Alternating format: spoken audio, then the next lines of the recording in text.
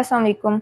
आज हम historical background of atom को डिस्कस करेंगे। सबसे पहले ग्रीक फिलोसफर्स की बात करते हैं, फिर सीक्वेंस के साथ चलते हैं। हर एक की हेडिंग बना दी, इसी के अकॉर्डिंग आप लोग लिख सकते हैं। पेपर में कोई क्वेश्चन आ जाता है कि ब्रीफली एक्सप्लेन हिस्टोरिकल बैकग्राउंड, तो आप एज इट इज़ लिख सकते हैं, जैसे कि यहाँ पे मैंने लिखा हुआ है। ठीक है, ये मैं एट दी एंड आपको बता दूँ कि आप एक स्क्रीनशॉट ले लीजिएगा। ग्रीक फिलोसफर्स ने क्या किया था? ग्रीक फिलोसफर्स सबसे पहले उन्होंने ये सोचा कि जो मैटर है वो डिवाइड हो सकता है स्मॉलर स्मॉलर पार्टिकल्स में, और एट दी एंड एक बेसिक यूनिट मिलेगा जो कि फर्दर सब डिवाइड नहीं हो सकता। ठीक है, मतलब ये कि अगर हम इसको डिवाइड करें, इसको हाफ में डिवाइड करेंगे, ठीक है, फिर फर्दर और डिवाइड करें तो जो हाफ होगा वो फर्दर हाफ में होगा, जो हाफ होगा उसको भी फर्दर में करेंगे, तो कहेंगे इसको डिवाइड करते करते एट दी एंड एक ऐसा पॉइंट आएगा जब हम फर्दर डिवाइड नहीं कर पाएंगे उसको। ठीक है, तो वो बेसिक यूनिट होगी। अब जो डेमोक्रिटस एक साइंटिस्ट है, उसने वो जो बेसिक यूनिट है जो फर्दर कहा जाता था ग्रीक फिलोसफर्स के अकॉर्डिंग जो डिवाइड नहीं हो सकती, तो उसको डेमोक्रिटस ने एटम्स का नेम दिया उन पार्टिकल्स को। ठीक है, जो फर्दर डिवाइड नहीं हो सकते। तो उसको नेम कैसे उसने दिया? नेम उसने इस तरह दिया था कि ग्रीक वर्ड है इंडिविजिबल। ठीक है, ग्रीक फिलोसफर्स की बात करें तो ग्रीक वर्ड से ही एटमस एक वर्ड है जिसका मतलब था इंडिविजिबल। ये इनका क्योंकि कॉन्सेप्ट भी यही था कि ऐसा बेसिक यूनिट है, अब एट दी एंड मिल जाता डिवाइड करने से एक मैटर को, जो कि फर्दर डिवाइड नहीं हो सकता, तो इसलिए उन्होंने ग्रीक में एटमस कहा जाता था ऐसे इंडिविजिबल को जो नाकाबिले तकसीम हो, तो एटमॉस से ही एटम्स नेम रख दिया गया ऐसे पार्टिकल्स का। ठीक है, एटम। अब कहते हैं कि ये जो ग्रीक फिलोसफर्स का था सारा काम, ये फिलोसफी जैसे होती है ना, मतलब ये कि एक्सपेरिमेंटल एविडेंसेस नहीं होते। तो यही बात हम थर्ड पॉइंट में लिख देंगे कि जो आइडियाज ऑफ ग्रीक फिलोसफर्स था वो क्या था, वो not based on experimental evidences. ठीक है, ये ग्रीक फिलोसफर्स की बात होगी। नेक्स्ट हम 17th सेंचुरी में क्या हुआ ये देखते हैं। 17th सेंचुरी में क्वांटिटेटिव कंपोजिशन ऑफ सब्सटेंस को स्टडी किया गया। ठीक है, क्वांटिटेटिव मतलब जो कि मिकदार से रिलेटेड है। ठीक है, क्वालिटेटिव और क्वांटिटेटिव ये दो वर्ड होते हैं। क्वालिटेटिव होता है जिसमें आइडेंटिफिकेशन की जाती है, क्वांटिटेटिव होता है जिसमें डिटर्मिनेशन की जाती है। अब क्वांटिटेटिव कंपोजिशन ऑफ सब्सटेंस जो है वो देखा गया 17th सेंचुरी में, ये लेट सेंचुरी 17th सेंचुरी की बात है।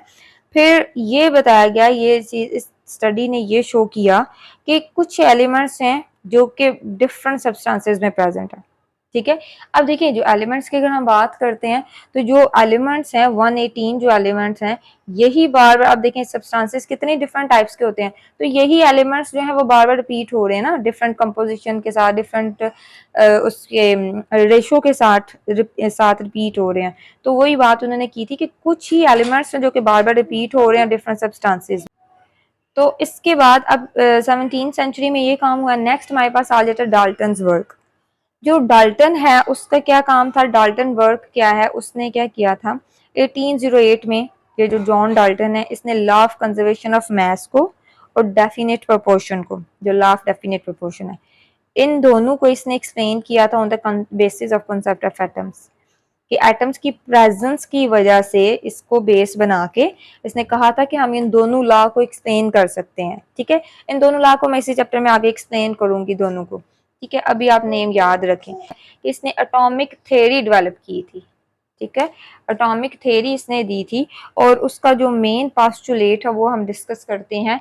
मेन पास्टुलेट इसका ये है कि all matter is composed of atoms of different elements, कि सारा जो मैटर है, ये सारे मैटर किससे बने होते हैं, डिफरेंट एलिमेंट्स के एटम से। ठीक है, जो कि अपनी प्रॉपर्टीज में डिफरेंट है, मतलब हर एक एलिमेंट की डिफरेंट प्रॉपर्टीज है। वही बात यहाँ पे एक्सप्लेन की गई कि जो डिफरेंट प्रॉपर्टीज हैं हर एक एलिमेंट की, तो उनसे मिल के मैटर बना हुआ है। ये डाल्टन्स वर्क है।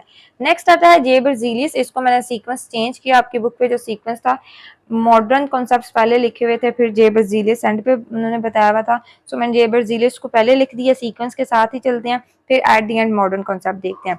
जे बर्ज़िलियस ने क्या किया था, ये एक स्वीडिश केमिस्ट है। ये आपके पास ना एक शॉर्ट क्वेश्चन बनता है और इम्पोर्टेंट है। ठीक है, इम्पोर्टेंट शॉर्ट क्वेश्चन बनता है, ये पास पेपर में आया भी हुआ। एक स्वीडिश केमिस्ट था जे बर्ज़िलियस। इसने 2 कंट्रीब्यूशन की थी, ठीक है। इसकी कंट्रीब्यूशन का क्वेश्चन होता है, आप स्टार्ट ऐसे एज इट इज ऐसे ही लिखिएगा इसको कि उसने फर्स्ट क्या किया था, उसने डिटरमिन किया था एटॉमिक मैसेज को एलिमेंट्स के, ठीक है। एक इसकी ये कंट्रीब्यूशन है, और तब उस टाइम जो उसने एटॉमिक मैसेज को डिटरमिन किया था, ठीक है, मॉडर्न वैल्यूज के साथ बहुत क्लोज वैल्यूज है उसकी। और इसका सेकंड हम लोग करते हैं नेक्स्ट ये कि इसने सेकंड क्या किया था, इसने सिंबल्स बताए थे, ठीक है। सिंबल्स जैसे जैसे कि फॉर एग्जांपल अगर मैं कहती हूँ जैसे हाइड्रोजन को हम H लिखते हैं तो ये उसका सिंबल है, ठीक है, हाइड्रोजन का सिंबल है। कार्बन को हम C लिखते हैं तो ये इसका सिंबल है। नियॉन का हम Ne लिखते हैं तो ये इसका सिंबल है। तो ये सिंबल्स हो गए। नेक्स्ट यहाँ तक हो गया इसका कंप्लीट। जेबर जीलियस का आपने इतना ही लिखना है। नेक्स्ट हमारे पास मॉडर्न कॉन्सेप्ट ऑफ एटम आते हैं, तो इसको डिस्कस करते हैं। मॉडर्न कॉन्सेप्ट ऑफ एटम जो है वो क्या था, हम बोलेंगे कि अब एटम को ये डिफाइन किया जाता है, ठीक है। पहले एटम को वो डिफाइन हमने कर दिया। अब एटम कहते हैं कि the smallest particle of an element which takes part in a chemical reaction. ये वाला पार्ट मैंने आपको कल वाली वीडियो में भी बताया था, उसके डेफिनेशन जब, क्योंकि कल हमने सिर्फ एटम को ही किया था डिस्कस, तो आप इसके साथ उसमें जो पॉइंट्स मैंने लिखे तो वो भी यहाँ पे ऐड कर सकते हैं, ठीक है। कि कौन से इंडिपेंडेंट एग्जिस्टेंस रखते हैं, कौन से नहीं रखते, तो वो पॉइंट्स आपने अपने नोट्स में लिखे होंगे। आप अगर इधर लिखना चाह रहे हैं तो लिख सकते हैं, अगर स्पेसिफिकली सिर्फ मॉडर्न कॉन्सेप्ट का क्वेश्चन आपको आया है। सब एटॉमिक पार्टिकल्स की बात करते हैं नेक्स्ट। ये मॉडर्न कॉन्सेप्ट के अंदर ही आएगी, ठीक है, इसकी सब हेडिंग होगी। तो सब एटॉमिक पार्टिकल्स कहते हैं, देखिए पहले हम लोग ने ये पढ़ा कि ग्रीक फिलोसोफर्स ने कहा था कि एटम इनडिविजिबल है, उसको तकसीम नहीं किया जा सकता फर्दर, वो नाकाबिले तकसीम है। तो अब सब एटॉमिक पार्टिकल्स, अब जो मॉडर्न रिसर्चेस हैं, मॉडर्न रिसर्चेस ने ये बताया है कि जो एटम है, एन एटम, एटॉमिक नहीं, atom is further compose of सब एटॉमिक पार्टिकल्स, ठीक है।